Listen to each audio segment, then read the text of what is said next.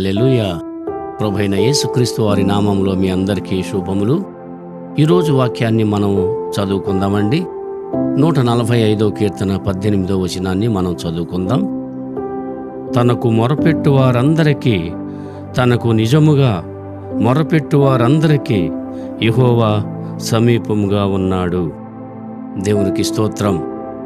ప్రియా దేవుని బిడ్డలారా, నిజంగా మొరపెట్టాలి అనంటే దేవునికి దగ్గరవ్వాలి. హృదయపూర్వకంగా ప్రభు సమీపంలోనే ఉంటాడని తెలుసుకోవాలి.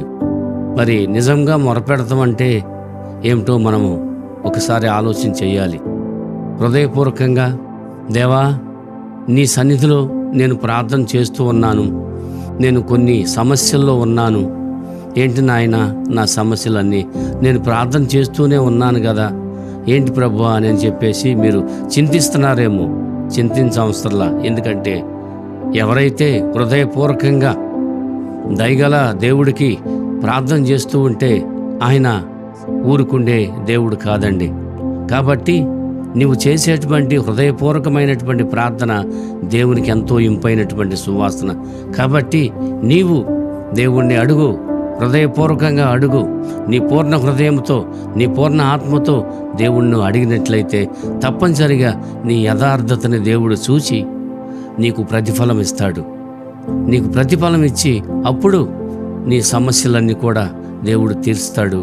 కాబట్టి నిజముగా మొరపెట్టేటువంటి అందరికి కూడా దేవుడు తప్పనిసరిగా కార్యసిద్ధిని కలుగజేసి తప్పనిసరిగా ఆయన యొక్క సన్నిధిలో ఆయన నామాన్నే ఘనపరుచుకుంటాడు. కాబట్టి అట్టి కృప ప్రభు మనందరికీ దయచేయనుగాక. చిన్న ప్రార్థన చేద్దాము.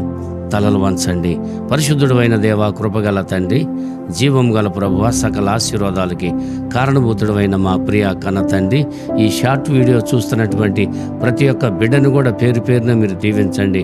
ఎందుకంటే నాయన నిజముగా మొరపెట్టేటువంటి వారి యొక్క మొర మీరు తప్పనిసరిగా వింటానంటున్నారు తండ్రి.